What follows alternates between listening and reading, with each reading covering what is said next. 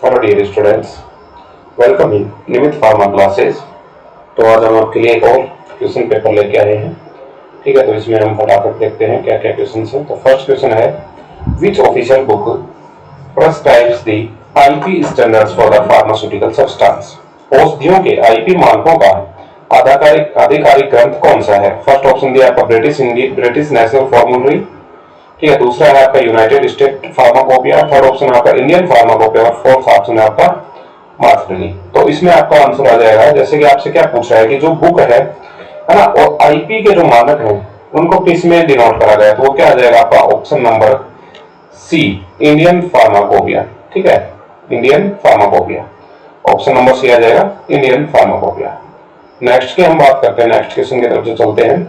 Which receptors is primarily responsible for the bronchodilations? ठीक है, ब्रोंकोडाइलेशन मुख्य रूप से किस रिसेप्टर द्वारा प्राप्त होते हैं? Alpha 1 receptors. अल्फा 1 रिसेप्टर्स की बात करें तो अल्फा 1 रिसेप्टर्स आपके कहां पड़ते हैं?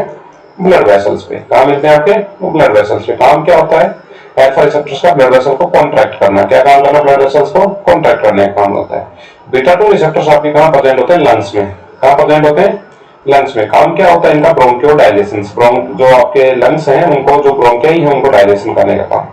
M3 रिसेप्टर्स कहां प्रेजेंट होते हैं? आपके फेशियल जो मसल, फेशियल आपके फेस के ऊपर ना, फेस के ऊपर किसमें? फेस के ऊपर जो ब्लड वेसल्स हैं उनमें होता है। ठीक है, जब फेस के ऊपर ब्लड वेसल्स उनमें होता है तो जिस वजह से होता है तो ये क्या करते हैं? फेशियल ब्लड वेसल्स पे होने का कारण इनका क्या होता है कि बीपी में ज्यादा इफेक्ट शो नहीं करते हैं। ठीक है, D2 आपके डोपामिन रिसेप्टर्स होते हैं। तो ब्रोंकोडाइलेशन के लिए रेस्पॉन्सिबल कौन आ गया? आपके B2 रिसेप्टर्स। ठीक है, बीटा 2 रिसेप्टर्स होते हैं।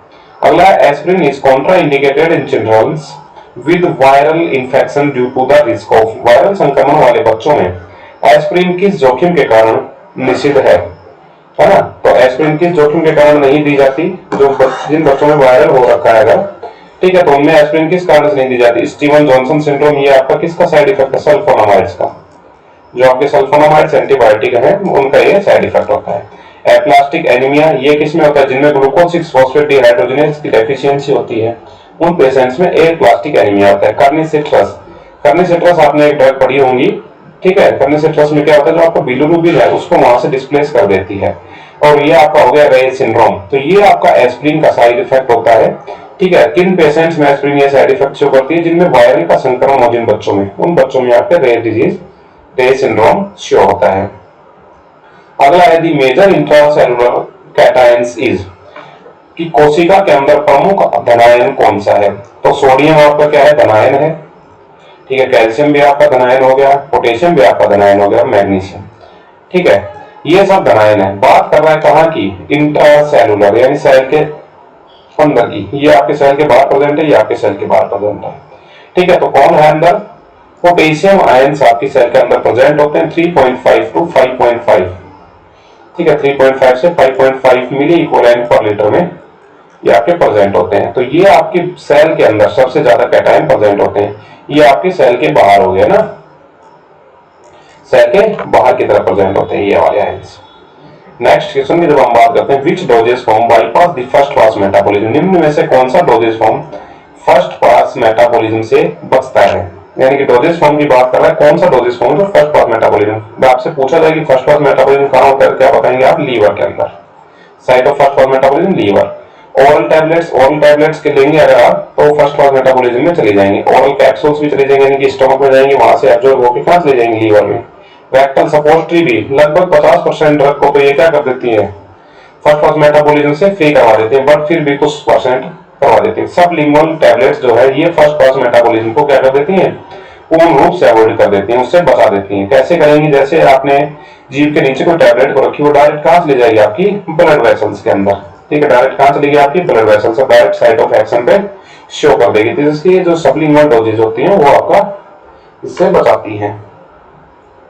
ठीक है, नेक्स्ट क्वेश्चन है, acetyl choline is rapidly hydrolysed by the. Acetyl choline का तीव्र अपघटन किस एंजाइम द्वारा होता है? MAO enzyme, COMT enzyme, acetyl cholinesterase और आपका कैटालाइज। तो जो एसिटाइल कोलिन किस में कन्वर्ट होता है? आपका एसिटाइल कोएंजाइम में प्लस कोलिन में कन्वर्ट हो जाता है। तो ये किसकी वजह से होता है? आपका एसिटाइल कोलिन एस्ट्रेज एंजाइम की वजह से इनमें कन्वर्ट हो जाता है। कौन से? एसिटाइल कोलिन एस्ट्रेज एंजाइम की वजह से। अगला the anticoagulants use for the preservation of blood in blood banks. Blood bank में रक्त संरक्षण हेतु कौन सा एंटीकोगुलेंट उपयोग किया जाता है? EDT, sodium citrate, heparin, oxalate. ठीक है, तो जैसे हम क्वेश्चन की बात करते हैं तो ईडीटी क्या है? ये आपके कैल्शियम सब्सट्रेट फॉर्मेशन का काम करता है। ठीक है, सोडियम जो स्टीरेट है इसको आप किस में यूज करते हैं? ब्लड बैंक जो होते हैं उनमें एंटीकोगुलेंट के तौर पे आपके सोडियम सिट्रेट को यूज किया जाता है। हिपेरिन भी आपका एंटीकोगुलेंट है, आईवी प्रिपरेशंस में इसको यूज किया जाता है। ठीक है स्टूडेंट, नेक्स्ट क्वेश्चन है which one is the example of loop diuretics? निम्न में से कौन सी लूप डाययूरेटिक है? फर्स्ट है हाइड्रोक्लोरोथाइजाइड, सेकंड आपकी स्पाइरोनोलैक्टोन, थर्ड आपकी मैनिटोल, फोर्थ आपकी फ्यूरोसमाइड। तो जब हम ऑप्शन नंबर 1 देखते हैं हाइड्रोक्लोरोथाइजाइड, तो ये आपकी क्या होती है? मीडियम एफिकेसी डाययूरेटिक होती है। कौन सी होती है? Medium efficacy diuretic. कहाँ काम करती है? आपकी साइड 3 और साइड 4। जिन स्टूडेंट्स को ये नहीं पता साइड 3 कहाँ साइड 4, तो एचपी की क्लासेस देखिए आप। ठीक है, आपके इसी यूट्यूब चैनल पे आपके एचपी की क्लासेस है, उनको देखिए अगर आपको साइड 3 और साइड 4 करने पर कंप्लीट एक्सप्लेनेशन में मैंने बताया है। ठीक है, स्पाइरोनोलैक्टोन ये भी आपकी साइड 4 पर काम करने वाली ड्रग है। मैनिटोल आपकी ऑस्मोटिक डाययूरेटिक के तौर पर यूज की जाती है। कौन से डाययूरेटिक के तौर पे? ऑस्मोटिक डाययूरेटिक के तौर पे काम की जाती है। लूप डाययूरेटिक्स की जहां बात होती है उसमें आपकी फ्यूरोसमाइड आती है। ठीक है, तो इसका आंसर हो जाएगा फ्यूरोसमाइड। बट फ्यूरोसमाइड जैसी आपकी और भी लूप डाययूरेटिक्स होती है, साइड सेकंड पे काम करती है। ये भी पूछा जा सकता है तो साइड सेकंड पे काम करती है। फ्यूरोसमाइड, ब्यूटानाइड, प्रिंटानाइड और इथाकाइनिक एसिड्स। ठीक है, ये सब आपकी क्या होती है? लूप डाययूरेटिक्स के एग्जांपल होती है। नेक्स्ट क्वेश्चन आपका which alkaloids is obtained from which alkaloids is obtained from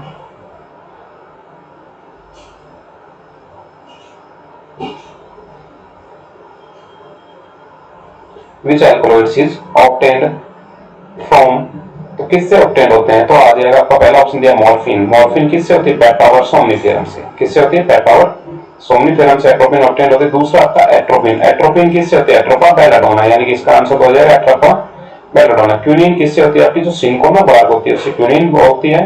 और रेसरपिन किससे होती है? आपके राउल्फिया सर्पेंटिना से। ठीक है फ्रेंड्स, राउल्फिया सर्पेंटिना से ऑब्टेन होती है रेसरपिन। ओके, तो इसका आंसर ये हो जाएगा। अगला है according to Henderson Hasselbalch equations weak acids are better absorb. तो आपसे क्वेश्चन पूछा जाएगा हेंडरसन-हेसलबेच सिद्धांत के अनुसार कमजोर अम्ल का अवशोषण कहां अधिक होता है? ऑप्शन ए में दिया एल्कलाइन मीडियम, ऑप्शन बी दिया न्यूट्रल मीडियम, ऑप्शन सी दिया एसिडिक मीडियम और ऑप्शन डी दिया कोलन ओनली। तो जहां हम इसकी बात करते हैं हेंडरसन-हेसलबेच इक्वेशन की, जिसमें वीक एसिड और आपका बेटर एब्जॉर्ब होता है, तो इसमें आपका आ जाएगा एसिडिक मीडियम। क्या आ जाएगा इसमें? आपका एसिडिक मीडियम। ठीक है स्टूडेंट्स, यहाँ पर आएगा आपका एसिडिक मीडियम। हेंडरसन-हेसलबेच इक्वेशन क्या है? तो ये बात बताएं आपको। तो हेंडरसन-हेसलबेच इक्वेशन क्या बताती है? आपकी एसिड, जो भी आपका एसिड बेस है तो उसके अनुसार क्या आता है आपका? ठीक है, ये आपके अम्ल है या बेस है उसके हिसाब से बताती है। ठीक है, नेक्स्ट क्वेश्चन की जब हम बात करते हैं,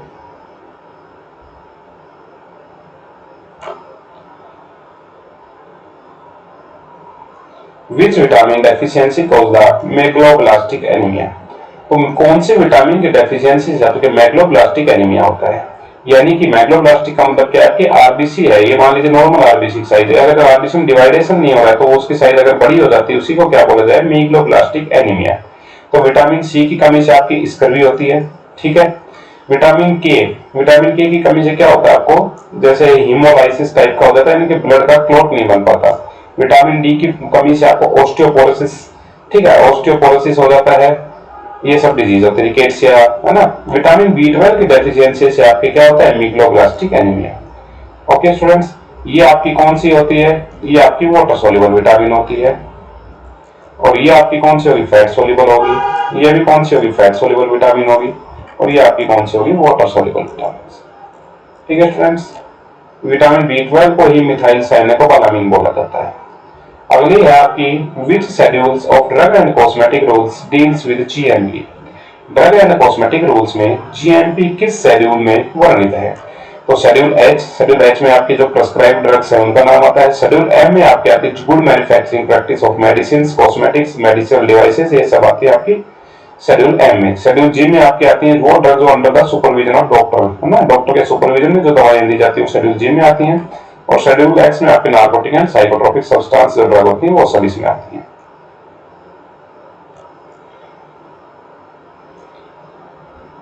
ठीक है, नेक्स्ट अगला क्वेश्चन है which micro organism is commonly use for the penicillin production. Penicillin के उत्पादन में सामान्यतः किस सूक्ष्म जीव का उपयोग किया जाता है? तो पेनिसिलिन का ऑब्टेन करना है तो कौन सा सूक्ष्म जीव यूज किया जाए? फर्स्ट ऑप्शन है सार्कोमेसिस, ठीक है, दूसरा ऑप्शन है पेनिसिलिन क्रिसोजिनम। तो पेनिसिलिन क्रिसोजिनम आप कॉमर्शियली रूप से अगर पेनिसिलिन का प्रोडक्शन कर रहे हैं तो वहां पे पेनिसिलिन क्रिसोजिनम यूज किया जाता है, एस्परजिलस निग्रम और लैक्टोबैसिलस एसिडोफिलस। ठीक है, तो ऑप्शन नंबर बी ठीक हो जाएगा इसके लिए। अगला है the PK of the drug mainly influence it. किस दवा का पीके मुख्यतः किसे प्रभावित करता है? देखिए पीएच इक्वल टू पीके होता है plus log salt upon acids. ठीक है, ये आपने सुना होगा। ठीक है, अगर किसी का पीएच डिटरमाइन करना है तो ये फॉर्मूला लगता है। पीके क्या होता है? इसमें डिसोसिएशन कोफिशिएंट होता है। क्या होता है आपका? डिसोसिएशन कोफिशिएंट बोला जाता है इसको। सो क्या होता है? Dissociation coefficient. अगर आपका साल्ट और एसिड अगर बराबर हो जाते हैं किसी इक्वेशन में, साल्ट बराबर एसिड हो जाता है तो आपका पीएच किसके बराबर हो जाता है? आपके पीके के बराबर। तो पीके क्या आएगा? इसमें क्या दिया आपका? कलर नहीं, कलर पे नहीं करता, स्टेबिलिटी ओनली नहीं, आयनाइजेशन एंड एब्जॉर्प्शन पे आपका पीके इन्फ्लुएंस करता है, मेल्टिंग पॉइंट पे नहीं करता। इसलिए मैंने आपको इक्वेशन समझाई है। ठीक है स्टूडेंट्स, अगर किसी भी सॉल्यूशन के अंदर साल्ट और एसिड अगर बराबर हो जाते हैं, ठीक है, साल्ट और एसिड अगर बराबर होते हैं तो उसको क्या करता है? वो मुख्यतः किस पे डिपेंड करता है? आयनाइजेशन और एब्जॉर्प्शन पे। नेक्स्ट क्वेश्चन है which plasma protein is mainly responsible for the binding of acidic drugs. अम्लीय दवाओं के बंधन के लिए प्रमुख प्लाज्मा प्रोटीन कौन सा है? Option number A globulin, option number 2 albumin, option number C fibrin और ऑप्शन नंबर डी हीमोग्लोबिन। मैं एक एक ऑप्शन के बारे में बात कर लूं। हीमोग्लोबिन के बारे में पूछा जाता है कि कितने ऑक्सीजन को बाइंड करता है? तो 4 ऑक्सीजन को बाइंड करता है। कमी से आपका एनीमिया हो जाता है। ठीक है, फाइब्रिनोजेंस फाइब्रिन्स का फॉर्मेशन करते हैं जो भी जार क्लॉट बनाने में मदद करता है। एल्ब्यूमिन आपका एसिडिक ड्रग्स को बाइंड करने का काम करता है तथा ब्लड के ऑस्मोटिक प्रेशर को मेंटेन करता है। ब्लड ऑस्मोटिक प्रेशर को मेंटेन करने का काम करता है एल्ब्यूमिन। ठीक है स्टूडेंट्स, नेक्स्ट क्वेश्चन की तरफ जब हम बढ़ते हैं, Which instrument is commonly used to determine the tablet hardness? Tablet hardness मापने के लिए कौन सा उपकरण उपयोग लिया जाता है? तो ये स्टूडेंट्स ये क्वेश्चंस मैंने आपको फार्मास्यूटिक्स की कंप्लीट मैंने पूरे जितना सिलेबस है आपका उसके हिसाब से पूरे क्वेश्चंस बना दिए, इंपॉर्टेंट क्वेश्चंस, उसमें भी ये क्वेश्चंस है आपके। ठीक है स्टूडेंट्स, तो इसीलिए मैं आपको बोल रहा हूँ जिन्होंने अभी तक नहीं देखा, आपकी एचएपी का कंप्लीट हो चुका है उसमें। ठीक है, एचएपी कंप्लीट हो गई, सुटिक्स कंप्लीट हो चुकी है और आपकी कोलोजीवी लगभग कंप्लीट हो चुकी है। ठीक है, तो उसमें भी है आपके टैबलेट हार्डनेस मापने के लिए कौन सा उपकरण उपयोग किया जाता है? फर्स्ट ऑप्शन आपका फिब्रिलेटर। फिब्रिलेटर एब्रेशंस को चेक करने के लिए किया जाता है। Monsanto hardness tester. तो मोनसेंटो हार्डनेस टेस्टर को किसमें यूज किया जाता है? आपके टैबलेट की हार्डनेस मापने के लिए। विस्कोसिटी मापने के लिए आपका विस्कोमीटर यूज किया जाता है। ठीक है स्टूडेंट, मोनसेंटो हार्डनेस टेस्टर। अगर इसके फोर्स की बात करें तो 4 से 5 kg पर सेंटीमीटर स्क्वायर फोर्स यूज किया जाता है। ठीक है, नेक्स्ट क्वेश्चन की जब हम बात करते हैं, रिफाम्पिसिन मेनली इनहिबिट्स। रिफाम्पिसिन मुख्यतः किसे अवरोधित करता है? Cell wall synthesis, DNA gyrase, RNA polymerase और आपका प्रोटीन सिंथेसिस। तो रिफाम्पिसिन की जब हम बात करते हैं तो रिफाम्पिसिन आपकी एक एंटीबायोटिक होती है। क्या होती है आपकी? एंटीबायोटिक। ठीक है, कौन सी एंटीबायोटिक होती है? तो रिफाम्पिसिन आपकी मेनली कहाँ यूज की जाती है? टीबी के ट्रीटमेंट में और आपका लेप्रोसी के ट्रीटमेंट में। ठीक है, इनमें आपकी रिफाम्पिसिन को यूज किया जाता है। मैकेनिज्म क्या होती है रिफाम्पिसिन? ट्रिक से याद रख लेना क्योंकि आप इतने मैकेनिज्म पढ़ेंगे तो भूल जाएंगे। आर से आर, आर से आर, आर से आर मतलब आर से आर, यानी कि आरएनए पॉलीमरेज जो एंजाइम है उसको इनहिबिट करने का काम कौन करती है? आपकी रिफाम्पिसिन करती है। ठीक है, आरएनए पॉलीमरेज को इनहिबिट करने का काम किसका हो गया? आपका रिफाम्पिसिन। अगला है question, the functional unit of the kidney is. गुर्दे की कार्यात्मक इकाई क्या है? फर्स्ट ऑप्शन है न्यूरॉन्स। न्यूरॉन किसका है? नर्वस सिस्टम की। नर्वस सिस्टम की आपकी न्यूरॉन्स। एल्वेओली किसकी है? आपकी लंग्स की। नेफ्रॉन किसकी है? आपकी किडनी की। और और हिपेटोसाइट्स किसकी, आपकी लीवर की। ठीक है, तो 4 क्वेश्चंस मैंने आपको यहाँ बताए, चारों क्वेश्चंस कहीं भी पूछे जाए तो आपको गलत नहीं करना है। यहाँ पे पूछा है किडनी, किडनी किसकी होगी, आपकी नेफ्रॉन की, सीधा सा आंसर हो गया। अगले क्वेश्चन की तरफ जब हम चलते हैं, which one is classified as a high ceiling diuretic. High ceiling diuretic किसे बोला गया, क्लोरथैलिडोइन, एसिटाजोलामाइड, फ्यूरोसेमाइड और आपकी एमिलोइड। ठीक है, तो हम कौन से को हाई सीलिंग डायरेटिक्स बोलते हैं, मैंने पहले भी बताया कि जो लूप डायरेटिक्स होते हैं, कौन से डायरेटिक, लूप डायरेटिक्स को ही हाई सीलिंग डायरेटिक्स बोला जाता है। तो यहाँ पे लूप डायरेटिक कौन सा है, ये कौन से हो गए, कार्बोनिक एनहाइड्रेज इनहिबिटर्स होते हैं। ठीक है, कार्बोनिक एनहाइड्रेज इनहिबिटर, ये फ्यूरोसेमाइड आपका लूप डायरेटिक होता है। फ्यूरोसेमाइड क्या आपका लूप डायरेटिक्स का एग्जांपल होता है। एमिलोइड आपकी साइड 4 पर काम करती है, जिसको नहीं पता फिर बता रहा हूँ मैं, एचएपी के जाके आप वीडियो देखिएगा, वहां आपको पूरा समझाया हुआ है मैंने। ठीक है, अगला है, in chromatography the value of the RF is always. Chromatography में आरएफ का मान सामान्यतः कितना होता है, greater than 1, equal to, between 1, 0 to 1 and negative. तो जब हम आरएफ फैक्टर की बात करते हैं, जब हम क्रोमेटोग्राफी पढ़ते हैं फार्मास्यूटिकल एनालिसिस में, तो वहां पे आरएफ फैक्टर आता है। आरएफ फैक्टर की रेंज क्या होती है आपकी, बिटवीन 0 to 1, कितनी होती है आपकी, 0 से 1 के बराबर आपकी आरएफ फैक्टर की रेंज होती है। अगले क्वेश्चन की बात करते हैं, diazepam belongs to which class of drug. Diazepam किस वर्ग की दवा है। तो हम जब डाइजीपाम की बात करते हैं तो कौन से वर्ग की दवा है, बारबिचुरेट्स। बारबिचुरेट्स एग्जांपल होते हैं जैसे फिनोबार्बिटॉन सुना हो आपने, मिफोबार्बिटॉन, वो सब बारबिचुरेट्स के एग्जांपल आते हैं। बेंजोडाइजीपाइम्स के एग्जांपल कौन आते हैं आपके, डाइजीपाम, क्लोरडाइजीपाम, फ्लूमिजाइड, डाइजीपाम, जितने भी डाइजीपाम जीपाम आएंगे वो सब किसके एग्जांपल होते हैं, बेंजोडाइजीपाम के। ठीक है, अगला क्वेश्चन देखते हैं हम, the universal donor of blood group is. Universal donor कौन सा रक्त समूह होता है, ए बी पॉजिटिव। डोनर की बात करें ना कि एक्सेप्टर की, जो सबको दे सके। इसके अंदर एंटीजन ए और बी है और उसके साथ आरएच फैक्टर भी है। इसका मतलब ब्लड ग्रुप किससे डिसाइड होता है, जैसे किसी का ब्लड ग्रुप मान लीजिए ए है, तो आप ये कैसे डिसाइड करेंगे, उसके अंदर देखा जाता है एंटीजन। कौन सा एंटीजन आपके ब्लड के अंदर, मान लीजिए इस ब्लड ग्रुप में एंटीजन की बात पूछेगा तो कौन सा एंटीजन है, ए एंटीजन प्रेजेंट है। और प्लस का मतलब आरएच फैक्टर से होता है, प्लस क्या होता है आपका, आरएच फैक्टर होता है। तो ये हो गया आपका ए पॉजिटिव।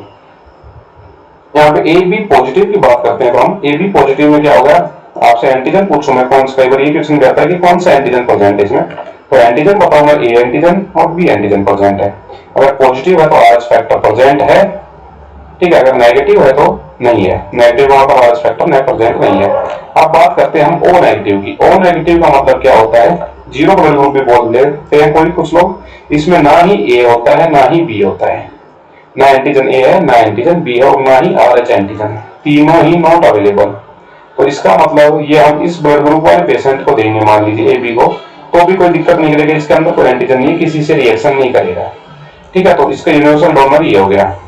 यूनिवर्सल एक्सेप्टर की बात करें तो आपका ये आ जाएगा। ठीक है स्टूडेंट, नेक्स्ट क्वेश्चन की जब हम बात करते हैं, which one is natural polymer. निम्न में से कौन सा एक प्राकृतिक पॉलीमर कौन सा है। तो प्राकृतिक नेचुरल पॉलीमर की जब हम बात करते हैं, फर्स्ट ऑप्शन है पॉलीइथाइलिन ग्लाइकोल, सेकंड ऑप्शन है जिलेटिन, थर्ड ऑप्शन है पॉलीविनाइल अल्कोहल और आपका फोर्थ ऑप्शन कार्बोपोल।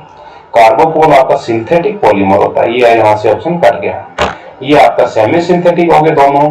तो नेचुरल कौन बच गया आपका, ऑप्शन नंबर बी जिलेटिन। तो जिलेटिन की जब मैंने पढ़ाया आपको, जब मैंने सुटिक्स पढ़ाया है तो सुटिक्स में कंप्लीट एक्सप्लेनेशन के साथ आपको जिलेटिन के बारे में बताया मैंने, जिलेटिन कहाँ कैसे बनता है। जिसको नहीं पता वो आपके कैप्सूल नाम का टॉपिक है, ठीक है, प्लेलिस्ट मिल जाएगी आपको सुटिक्स की, वहां जाके आप कंप्लीट एक्सप्लेनेशन के साथ देख सकते हैं। उसके अंदर मैंने 8-10 क्वेश्चन बताए जो बार बार पूछे जाते हैं, तो जिन स्टूडेंट्स को नहीं पता वो प्लेलिस्ट में जाके आप कैप्सूल टॉपिक देख लीजिएगा। अगला है विच ग्लैंड सीक्रेट्स मेलाटोनिन। मेलाटोनिन का स्राव किस ग्रंथि से होता है। फर्स्ट ऑप्शन है पिट्यूटरी ग्लैंड। पिट्यूटरी ग्लैंड आपके बहुत सारे हार्मोन करती है, इसको मास्टर ग्लैंड भी बोला जाता है ना, इसको मास्टर ग्लैंड भी बोला जाता है। बहुत सारे हार्मोन सीक्रेट करते हैं, लगभग 8 से 9 हार्मोन लगभग सीक्रेट करती है। ठीक है, एड्रिनल ग्लैंड, ये आपके एड्रिनल मेडुला, एड्रिनल कॉर्टेक्स, इसमें भी बहुत सारे हार्मोन सीक्रेट किए जाते हैं आपके, एड्रेनलिन, नॉरएड्रेनलिन, कोर्टिसोल, हाइड्रोकोर्टिसोल, सब हार्मोन्स को। जिस स्टूडेंट को ये क्वेश्चन अगर रिवाइज करना है इस पूरी ग्लैंड्स का, तो आपको एंडोक्राइन ग्लैंड नाम से, ठीक है, एंडोक्राइन ग्लैंड से मैंने आपको क्या बताया है, पूरा पूरा वीडियो बना हुआ आपका, कम से कम 50 क्वेश्चन का है, उसको देखिए कंप्लीट, जितनी भी आपकी एंडोक्राइन ग्लैंड है सब समझ में आ जाएंगे, एक भी क्वेश्चन गलत नहीं होगा। तो यहाँ पे मिलेटरी ग्लैंड से कौन सा होता है आपका, ऑप्शन नंबर सी हो जाएगा। यहाँ पे कौन सी ग्लैंड, पीनियल ग्लैंड आपके मेलाटोनिन का सिक्रेशन करती है। ठीक है, अगला क्वेश्चन जब हम देखते हैं, question number 25, which anti tubular drugs may cure the optic neuritis, कौन सी एंटी ट्यूबुलर दवा ऑप्टिक न्यूराइटिस का कारण बन जाती है। Option number 1 isoniazid, option number 2 pyrazinamide, option number 3 ethambutol, option number D rifampicin.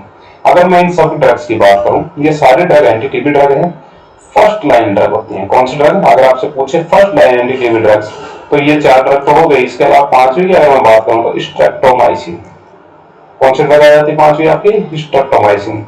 All 5 are first line drugs.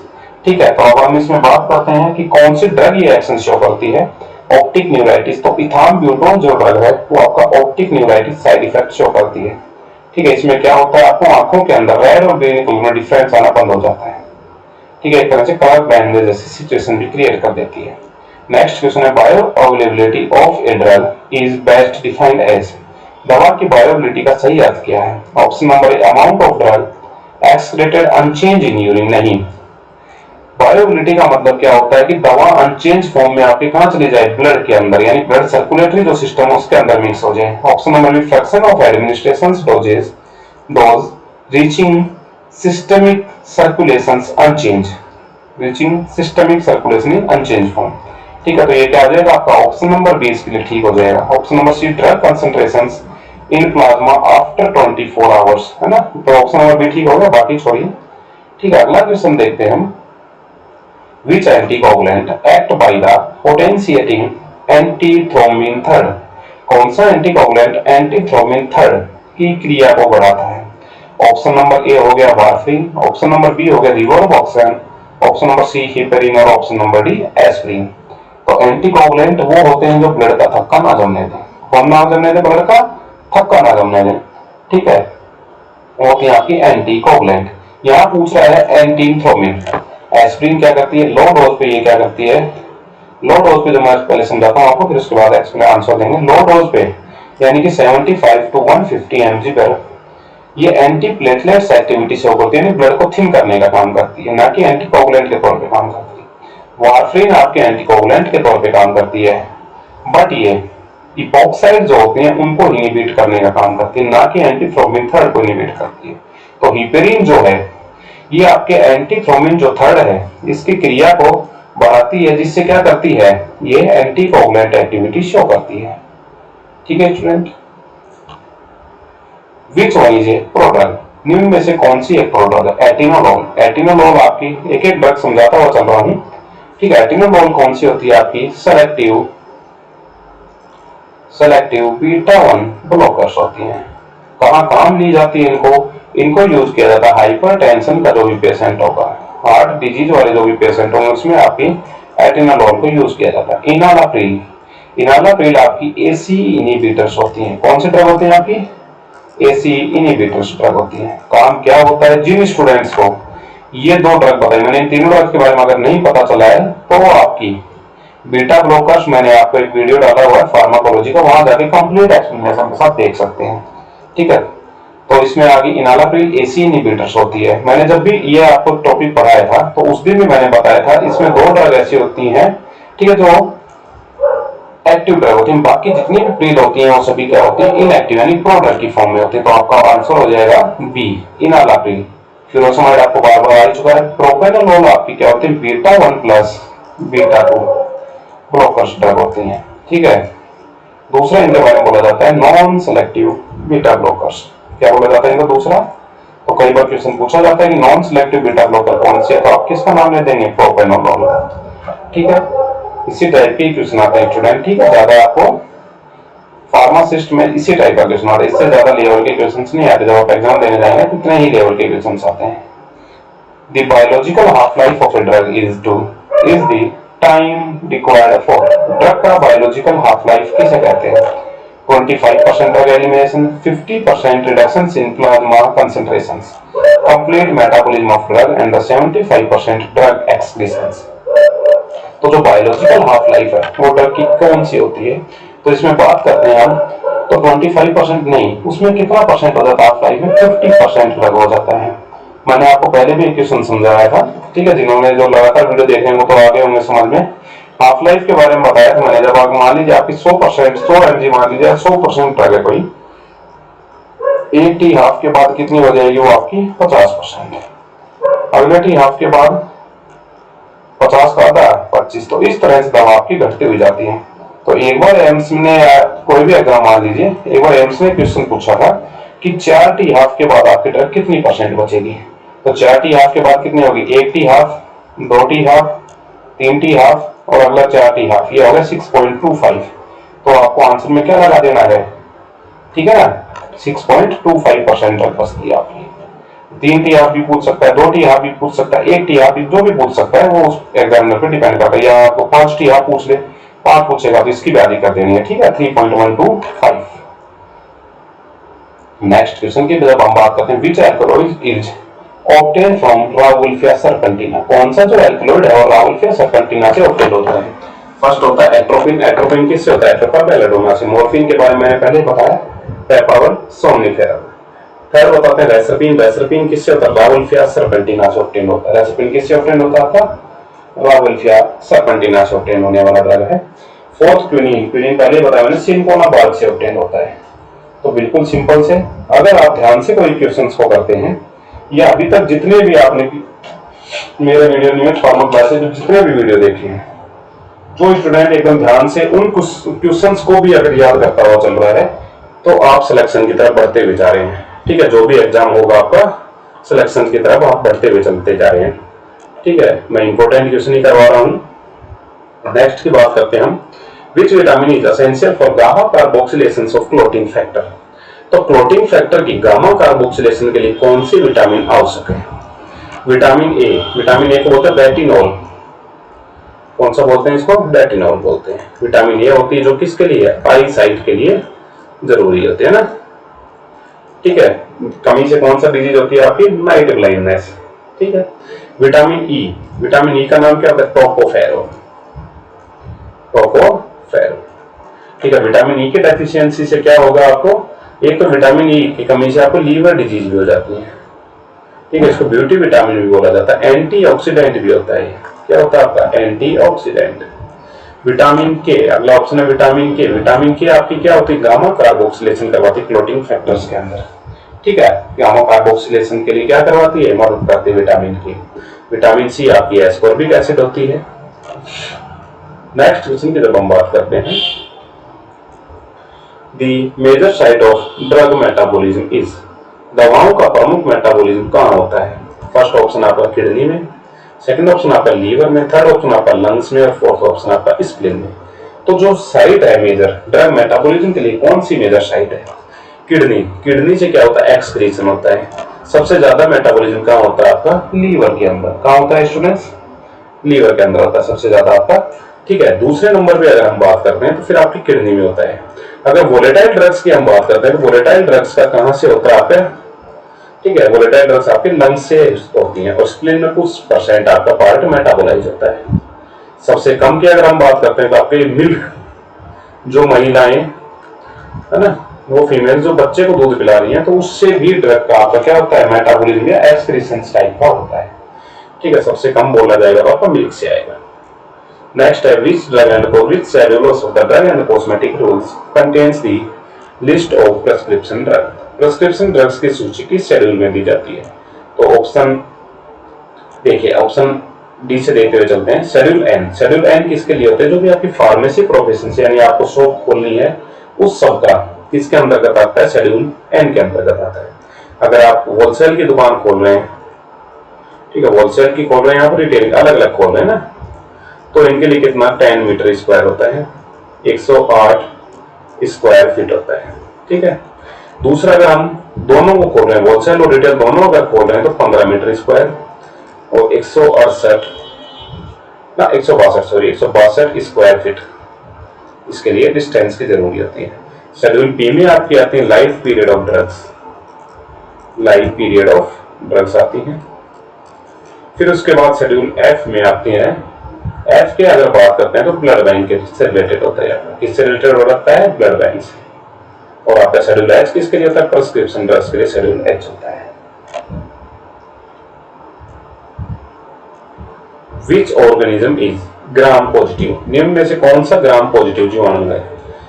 सबसे पहले दिया E coli, Salmonella typhi, Staphylococcus aureus और स्यूडोमोनास आर्गेनोसा। तो आपका ग्राम पॉजिटिव जीवाणु इनमें से कौन सा है। ठीक है, जब मैं आपको माइक्रोबायोलॉजी पढ़ाऊंगा तब मैं आपको और डिटेल में बता दूंगा। अभी के लिए अगर हम देखते हैं तो आपका स्टेफाइलोकोकस ऑन्सस, स्टेफाइलोकोकस ऑन्सस क्या आपका ग्राम पॉजिटिव जीवाणु है। ठीक है, ग्राम पॉजिटिव जीवाणु स्टेफाइलोकोकस ऑन्सस। ठीक है, नेक्स्ट देखते हैं which dosages form is intended to release drug over an expended period. लंबे समय तक दवा छोड़ने के लिए कौन सा डोजेस फॉर्म बनाया गया है। यानी कि एक ऐसी दवा दीजिए आप जो एक पेशेंट को देने के बाद लंबे समय तक उस पेशेंट में असर दिखाती रहे। तो immediate drug release, immediate release tablets मतलब वो आपने जैसे ली उसका डिसइंटीग्रेशन टाइम बिल्कुल कम होगा। जिस स्टूडेंट को अगर इसके बारे में पता नहीं चल रहा है तो मैंने टैबलेट जो टॉपिक पढ़ा है प्लेलिस्ट में देख लीजिएगा, सुटिक्स के प्लेलिस्ट में टैबलेट नाम से जो टॉपिक है उसमें अगर आप कंप्लीट पढ़ेंगे, मैंने कंप्लीट डिसइंटीग्रेशन पूरा जितना भी हो सकता है टैबलेट्स पे क्वेश्चंस, मोस्ट इंपोर्टेंट क्वेश्चंस आपको बना के दिए हैं। ठीक है, थ्योरी की क्लास भी दी हुई है तो वो भी आप देख सकते हैं, बट जिनको नहीं आता वो अपना वहां से कॉन्सेप्ट क्लियर कर सकते हैं। तो इमीडिएट रिलीज यानी कि तुरंत ये तो नहीं होगी, sustain release, yes sustain release tablets क्या करते हैं, लंबे समय तक अपना ड्रग को रिलीज करते रहते हैं धीरे धीरे धीरे धीरे, तो उन ड्रग्स को आप इसमें यूज कर सकते हैं। तो इसमें आ जाएगा आपका option number B, sustain release tablets. ठीक है, नेक्स्ट देखते हैं which anti hypertensive drug is commonly caused dry cough. कौन सी एंटी हाइपरटेंसिव दवा ड्राई कफ का कारण बनती है, लोसार्टन, एम्लोडिपिन, इनालाप्रिल, मीटाप्रोलोल। तो ये सभी तो हो गई आपकी, किसमें दी जाती है, सभी हाइपरटेंशन के ड्रग्स हो गई। ठीक है, तो इसमें इनाला जो प्रिल है, जितने भी प्रिल प्रिल प्रिल वाले ड्रग आएंगे जिसके लास्ट में आपको प्रिल मिलेगा वो सब क्या करते हैं, ड्राई कफ करती है। इसलिए इन ड्रग्स को आप ओल्ड एज पेशेंट्स में नहीं देते। किसमें नहीं देते आप, ओल्ड एज के जो पेशेंट्स हैं उनमें आपकी प्रिल नहीं दी जाती क्योंकि ये ड्राई कफ कर देती है। ठीक है, ये चीज आप याद रख लेना। नेक्स्ट क्वेश्चन पे चलते हैं हम।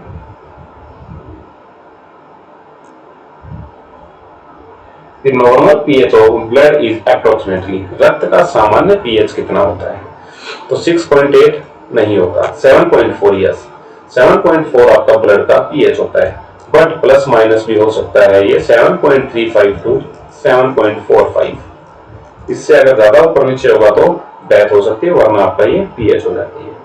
ठीक है स्टूडेंट्स, ये 5.5 किसकी pH होगी, अप्रोक्सीमेटली स्किन की। ठीक है, ये आपकी लार्ज इंटेस्टाइन की हो गई और ये आपकी यूरिन वगैरह की pH हो गई। ठीक है, एक एक ऑप्शन आपको क्लियर करवाता हुआ चल रहा हूँ, किसी तरह का कोई डाउट नहीं होना चाहिए। Which pharmaceuticals is useful as a suspending agent? Suspending agent के रूप में किसका उपयोग किया जाता है, तो सस्पेंडिंग एजेंट के रूप में किसका उपयोग किया जाता है, फर्स्ट ऑप्शन दिया है टाल्क, दूसरा ऑप्शन दिया है बेंटोनाइट, तीसरा ऑप्शन है सुक्रोज, चौथा ऑप्शन है लैक्टोज। जिसको ये नहीं आ रहा मैं स्टूडेंट बार बार बोल रहा हूँ, मैंने प्लेलिस्ट बनाई हुई है, वहां पे जाके देखिए, टैबलेट्स के ऊपर बहुत इंपॉर्टेंट मतलब थ्योरी क्लास भी ली हुई है और उसके ऊपर एमसीक्यूज बनाए हुए हैं। जिनको नहीं आता मैं बार बार बोल रहा हूँ, कैप्सूल और टैबलेट, सस्पेंशन और इमल्सन, इन में से कोई ना इनमें 4 टॉपिक में से 5-7 क्वेश्चंस आपके सुटिक्स के आते हैं, हर एग्जाम में आते हैं। ठीक है, तो जिनको नहीं है उसमें मैंने पूरा समझाया हुआ है, थ्योरी क्लास भी ली हुई है, तो वहां जाके भी देख सकता है वो। ठीक है, सस्पेंडिंग एजेंट का उपयोग किस में किया जाता है, टाल्क को ग्लाइडेंट के तौर पे भी यूज किया जाता है, टाल्क किसके तौर पे यूज किया जाता है, ग्लाइडेंट के तौर पे यूज किया जाता है। बेंटोनाइट को एज ए सस्पेंडिंग एजेंट के तौर पे हम यूज करते हैं और ये आपके जो आपका अमाउंट को बढ़ाते हैं उनके तौर पे यूज किया जाता है। लैक्टोज को मिल्क शुगर और आपकी जो भी शुगर है। Which antibiotics inhibit the bacterial DNA gyrase, कौन सी एंटीबायोटिक्स डीएनए गायरेज को अवरोधित करती है, कौन सी डीएनए गायरेज को अवरोधित करता है। फर्स्ट ऑप्शन है सिप्रोफ्लोक्सासिन, सेकंड ऑप्शन आपका एजिथ्रोमाइसिन, थर्ड ऑप्शन आपको वैनकोमाइसिन, फोर्थ ऑप्शन आपके डॉक्सीसाइक्लिन। तो कौन सी एंटीबायोटिक है जो डीएनए गायरोज को अवरोधित करती है, यानी कि जो उसका मेटाबॉलिज्म मतलब आगे जब वो रेप्लिकेट करेगी तो उसके डीएनए को ही आगे ग्रोथ ना करने दे। तो जो आपकी फ्लोक्सासिन्स है इनको फ्लोरोक्विनोलिन्स भी बोला जाता है ना। तो ये मैकेनिज्म होगी इसकी। तो ये क्या करती हैं आपकी फ्लोरोक्विनोलिन्स, ये डीएनए गायरेज को इनहिबिट करती हैं, जिससे बैक्टीरिया आगे ग्रोथ नहीं कर पाता, यानी बैक्टीरिया एक तरह से मर जाता है। ठीक है, तो एग्जांपल क्या हो गया इसका, सिप्रोफ्लोक्सासिन। ठीक है, याद रहेगा। और जिनको ये तीनों इन चारों के बारे में नहीं पता तो मैंने आपकी एंटीबायोटिक्स के नाम से क्वेश्चंस डाले हैं। ठीक है, यानी कि आपको प्लेलिस्ट में मिल जाएगा फार्माकोलॉजी में, तो वहां आप जाके इनको देख सकते हैं। किसी को कोई भी डाउट हो तो अपना पूरा मैंने एक्सप्लेनेशन के साथ समझाया हुआ स्टूडेंट्स। ठीक है, कॉन्सेप्ट बेस्ड समझा रहा हूँ। फिर भी अगर कोई दिक्कत आती है कमेंट सेक्शन में आप पूछ सकते हैं, आपको जवाब दिया जाएगा। Which chambers of the heart has the thickest wall, हृदय के किस चैम्बर की दीवार सबसे मोटी होती है। तो राइट एट्रियम देखिए, इस तरह का आपका हार्ट हो गया। ठीक है ना, अब ये मत बोलना सर गोल मटोल नहीं है, ये मैंने एक नमूने के तौर पर बनाया ना, यहाँ चित्रकारी नहीं कर रहे अपन। चित्रकारी आप कॉलेज टाइम में होती है, एग्जाम्स में यहाँ पे चित्रकारी का टाइम नहीं है। ये आपका राइट एट्रियम, ये आपका लेफ्ट एट्रियम, ये आपका राइट वेंट्रिकल, ये आपका लेफ्ट वेंट्रिकल। इसमें से इम्प्योर ब्लड जाता है, इसमें से प्योर ब्लड जाता है। ठीक है, तो प्योर ब्लड की तरफ से जो नीचे वाला हिस्सा है यहाँ, ये पूरी बॉडी के अंदर आपका ब्लड पंप करता है। तो जो पूरी बॉडी में ब्लड पंप करेगा उसकी हार्ट वॉल को ज्यादा मोटा होना ज्यादा जरूरी है। तो ये कौन सी होगी, लेफ्ट वेंट्रिकल। तो लेफ्ट वेंट्रिकल की वॉल सबसे मोटी होती है आपके हार्ट के अंदर। मैंने समझाया, अगर आप भी किसी ने गलत करा या किसी ने रटने की कोशिश करी तो स्टूडेंट फिर आपके लिए भगवान भरोसे ही है काम। ठीक है, पूरा डिटेल में मैंने आपको समझा दिया है। बाकी कंप्लीट फिर वही बात होगी, प्लेलिस्ट में देख सकते हैं। हर एक छोटी छोटी बातों में मैंने समझाई हुई है।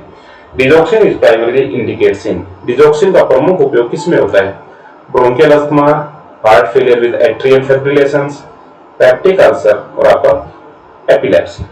तो डिजॉक्सिन ये डिजिटली स्पल्पीडा से ऑब्टेन होती है।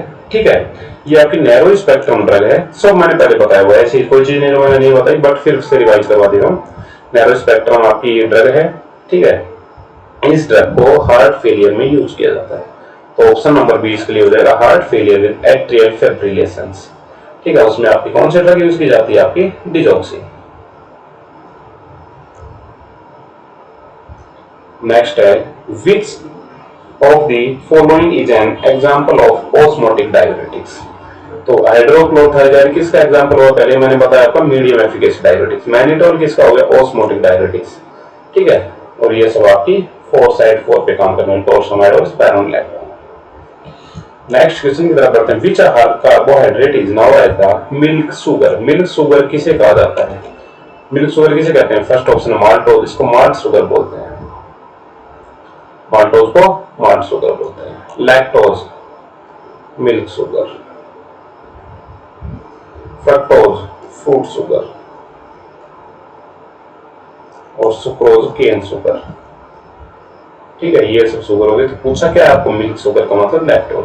अगर आपसे एक और क्वेश्चन बनता है इसमें लीस्ट शुगर लीस्ट स्वीट, तो लीस्ट स्वीट क्या हो जाएगी आपकी ये, और स्वीटेस्ट स्वीट आपकी फ्रक्टोज हो जाएगी। ठीक है स्टूडेंट,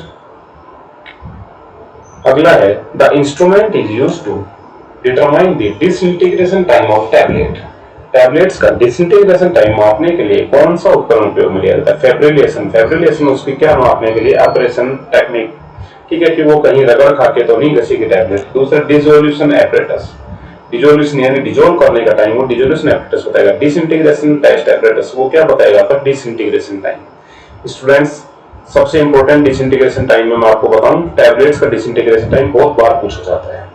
टैबलेट्स का डिसइंटीग्रेशन टाइम बहुत बार पूछा जाता है, बार बार नहीं बोलूंगा, जहां मिलेगा वो मैंने आपको एड्रेस बताया हुआ है, कहां आप देख सकते हैं उसको। अगला है which anti malarial drug Contra indicated in glucose 6 phosphate dehydrogenase deficiency.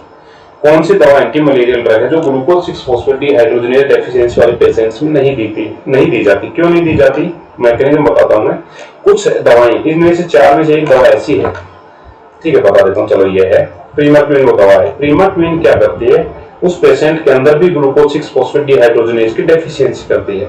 अगर उसमें पहले से डेफिशिएंसी है और एडिटिव डेफिशिएंसी हो जाएगी, तो जिसकी वजह से उस पेशेंट में एनीमिया, ठीक है, हीमोलाइटिक एनीमिया हो जाएगा और उसकी डेथ तक हो सकती है। इसलिए प्रीमक मीन को वहां पे अवॉइड किया जाता है। प्रीमक मीन को क्या किया जाता है? आपका अवॉइड किया जाता है। Which plasma protein is mainly responsible for the maintaining the oncotic pressure? oncotic pressure बनाए रखने के लिए मुख्य प्लाज्मा प्रोटीन कौन सा? मैंने पहले बताया है, oncotic pressure बनाए रखने के लिए कौन हो जाएगा? एल्ब्यूमिन। एल्ब्यूमिन आपकी एसिडिक ड्रग्स को भी बाइंड करता है। बार बार बता रहा हूं, ये दोनों क्वेश्चंस हर एक एग्जाम छोड़ के एग्जाम में पूछा जाने वाले क्वेश्चन है, इसलिए मैं मेरे हर वीडियो में भी डालता हूं, क्योंकि स्टूडेंट्स ये क्वेश्चंस 4 नंबर दिलाने वाले क्वेश्चन है। Which one is the example of the beta 1 selective blockers? निम्न में से कौन सा बीटा 1 सेलेक्टिव ब्लॉकर्स है? Option number 1 propranolol. ये क्या बताया? पहले ही बताया मैं, non selective beta blocker. Timolol, ophthalmic, मिटोप्रोलोल। मिटोप्रोलोल आपका बीटा 1 सेलेक्टिव ब्लॉकर है, आंसर ये हो जाएगा। और कार्बिडिलोल अल्फा और बीटा ब्लॉकर होता है, दोनों को ब्लॉक करने का काम करता है कार्बिडिलोल। नेक्स्ट है the official abbreviation QID। QID का मतलब क्या है? Once in day OD, twice in day PD, thrice in day TD और 4 in day, quarter in day QID हो गया, 4th टाइम डेली, ठीक है, दिन में 4 बार। ओके, नेक्स्ट क्वेश्चन की बात करते हैं। Which micro organism is acid fast? कौन सा एसिड फास्ट जीवाणु है? Streptococcus pyogenes, Vibrio cholerae, Neisseria gonorrhoeae और आपका माइक्रोबैक्टीरियम ट्यूबरक्लोसिस। तो इसका आंसर देखिए, ठीक है, माइक्रो विब्रियो कोलेरा, इसका किस शेप के होते हैं? इसमें पूछा जाता है विब्रियो शेप के होते हैं। क्या डिजीज करते हैं? ठीक है, ये आपको क्या करते हैं? डायरिया करवाते हैं। कैसे? राइस वाटर स्टूल आते हैं इसमें। निस्टेरिया गोनेरिया क्या करवाते हैं? STD, sexual transmitted disease. कौन सी? गोनेरिया करवाते हैं। और जो आपका माइक्रोबैक्टीरियम ट्यूबरक्लोसिस है, ये कौन सी डिजीज करवाता है आपका? ठीक है, माइक्रो एसिड फास्ट स्टेनिंग होती है। इसके साथ अगर एक ऑप्शन और भी मिले, माइक्रोबैक्टीरियम लेप्रा, तो वो भी क्या होता है आपका? एसिड फास्ट स्टेनिंग शो करता है। दोनों ऑप्शन मिलते तो बोथ ऑप्शन मिलता, बोथ ऑप्शन करना होता। ठीक है, नेक्स्ट क्वेश्चन की बात करते हैं। Which adverse effect is most characteristics of aminoglycosides? Aminoglycosides का प्रमुख प्रतिकूल प्रभाव कौन सा है? हाइपरग्लाइसेमिया, ऑटोटॉक्सिसिटी, कॉन्स्टिपेशन और जिंजिवल हाइपरप्लेसिया। ठीक है, तो मोस्ट कौन सा हो गया आपका? प्रमुख प्रतिकूल प्रभाव कौन सा है? तो किसका पूछा? आपका एमिनोग्लाइकोसाइड्स का। तो एमिनोग्लाइकोसाइड्स का मैंने एग्जांपल बताया, वो आपको क्या करते हैं? ये साइड इफेक्ट में ऑटोटॉक्सिसिटी शो करते हैं। क्या शो करते हैं? आपकी ऑटोटॉक्सिसिटी शो करते हैं। ठीक है स्टूडेंट्स, ये आपके इंपॉर्टेंट 50 क्वेश्चंस बताए मैंने कंप्लीट सिलेबस से। इसी तरह के मैं वीडियो और लाता रहूंगा। जिन्होंने अभी तक चैनल को सब्सक्राइब, लाइक वगैरह नहीं किया तो सब्सक्राइब कर लेना, और व्हाट्सएप ग्रुप की जो कम्युनिटी बनाई हुई है उसमें आप जुड़ जाना, जिससे आपको जो भी अपडेट होगी वो मिलती रहेगी। ठीक है स्टूडेंट्स, लगे रहना, पढ़ते रहना और अच्छे से अपनी तैयारी पे फोकस रखना है। मिलते हैं तब तक के नेक्स्ट वीडियो में। जय हिंद, जय भारत।